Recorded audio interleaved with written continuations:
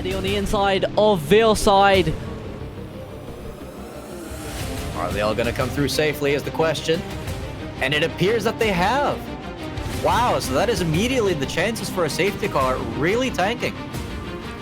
Yeah, Not a single casualty in the first two corners. That is absolutely wonderful to see. And what Svi will enjoy seeing as well is not that barrier, but the fact that he has already pulled a 2-second gap to P3 with only Gillish in between them. Gillish a good 9/10 behind, still within striking distance, but will be playing it careful for these opening laps. Yeah, I mean, with Eddie taking the position away from Veilside and Veilside taking it back, just as I mentioned that. Yeah, they've definitely lost a bit of time as they head into the downhill section. Will anyone mess up here? It's going to be quite remarkable that Eddie lost a position in the mountain section, but then again, it's good that it kept it out of the wall as well. So, although that car does look quite beat up, I'm not sure if he actually has damage or not. Hopefully not. Yeah, it's on my screen as well. The back right of it does seem to be a bit broken, and Veilside does seem to be making a small gap on the straight. Yeah, but that's Veilside. We're used to that, so we'll have to wait and see to see if Eddie drops down the grid at all, with a lot of fast drivers just right behind him. So far, everyone has survived the majority of turn one. The mountain has claimed no deaths just yet. As we take a look at the battle here between Fennec and who is this? And Eddie pits. Eddie pitting for damage very early. There's a Fennec spin! touching the grass. Fennec spun round as he's dipped the wheel into the grass on the outside of the final corner. That's sending him from a very good position right down to the back of the grid. Had one car in an incident so far, it seems, and that is Eddie, down in last place. Unfortunately, as per usual, I must say, but hopefully that'll be his. Do you think he'd be able to make it on one tank of fuel after that early pit stop? No, unfortunately I don't think so. I think he is going to have to take another stop, and that is going to cost him. Oh my god, that's Tomahawks!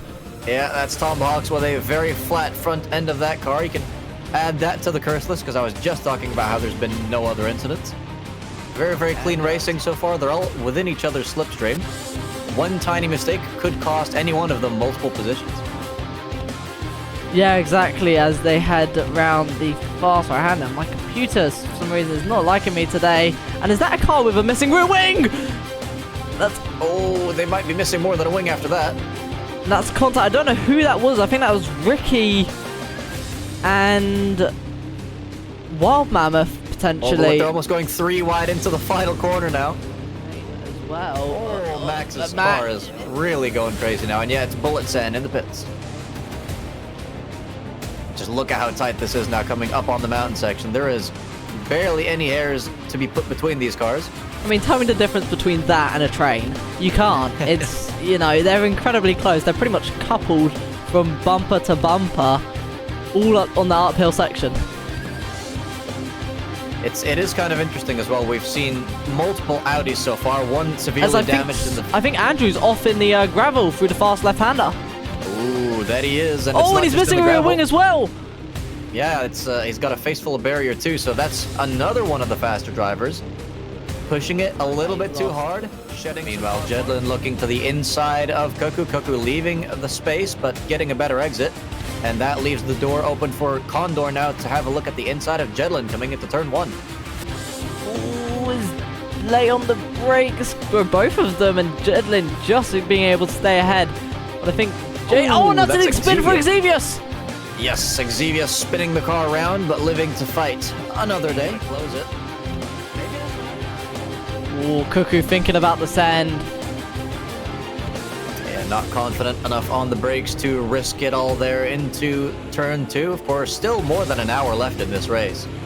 So even if you take a risk, it may well not necessarily be worth it. And there it goes. There it goes. I mean, Cuckoo didn't have to do this end because JD there completely losing it.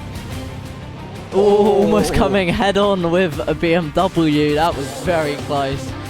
In a prime position to try and take back first place from Gillish, but Gillish getting a very, very early turn in there, which is really good for his exit onto the main straight. There is a back marker ahead of them, so they'll have to navigate that as well. As the power of the BMW is put down, And Svi getting a really good run. Does he look for the move on Gillis for the lead? They're side by side going into the next corner. Is any of them going to yield? They're still side by side. Leaving each other absolute perfect amount of room. Move done for Svi. He's in the lead again. It could have been side by side coming out of that one, but that Corvette is lacking straight line speed, so that is the move done and dusted for Svi, provided he doesn't make any more mistakes. That was very, very clean racing from the pair of them. Overtaking around the outside of that corner is no easy. As Andrew returns to the pits, seems like Trouble really starting to struggle now, because we're seeing Ricky take all sorts of other lines. Oh, as Cuckoo gets a really big snap there and just holds onto that car. Yeah, luckily no Monaco-style barriers on that part of the off-track, as Cuckoo lives to fight another day, but has a very strange line coming into that one as well. Do they have suspension damage of some sort? Potentially. I mean, it's just throughout the entire downhill section, her car seems to have just been possessed. So that's an overtake there for Fennec now for P6, and just ahead Ricky looking to make a move on Trouble as well, coming down the fastest part of the track yet again.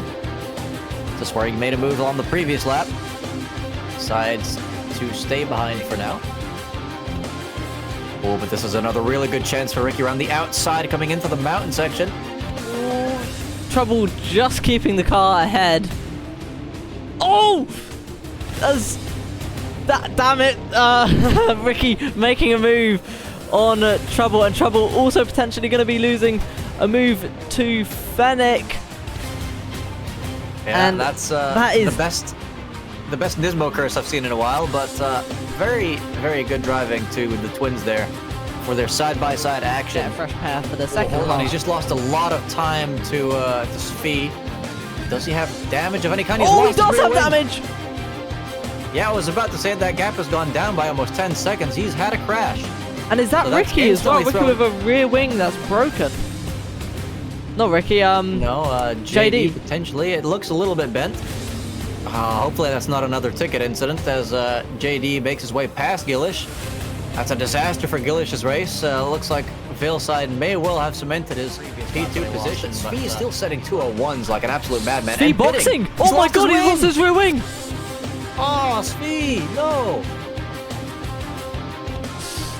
Well, he definitely doesn't have that gap to spin anymore. So does that counts as a commentator's curse, doesn't it? Because we mentioned this earlier, didn't we? Yeah, I suppose we did, but that does mean that Veilside is your new race leader. And with both Svi and Gillish having damage, I don't see that changing anytime soon. Gillish is all it will take. And Exus as well. I think, how far behind is he from Trouble? He's about 1 mistake behind Trouble, so if Trouble has a spin, that could be P12 for Exus.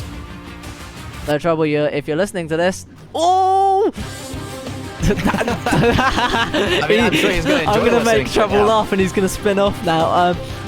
I was going to say, if you're listening to this, make a mistake so we can have some more battling on track. Not going to be that beneficial. I mean, at this point, I wouldn't be surprised if he'd gotten a little bit of damage from all the wall taps, because he's really, really pushing, you can tell, to close that gap, to overpower the dirty air, but it's tough. It's very, very tough. I mean, even if Veilside is careful, this car is in no condition. Oh, he's lost it! And now he's definitely in no condition to be pushing it too much. The gap now down to 1.1 going in the downhill section. Fennec struggling a little bit with early turn in that particular corner there, but still. Oh, he's lost it! And that's P3 for Fennec. Hats off to our boy. Yeah, Fennec able to take away P3, and that is a very, very damaged car from Gillis. As Veilside crossing the finish line to win round 2 of the MSR GT3 Championship here at Bathurst. That is one happy bunny. Svi crossing the line as well in P2, an unfortunate end to his race.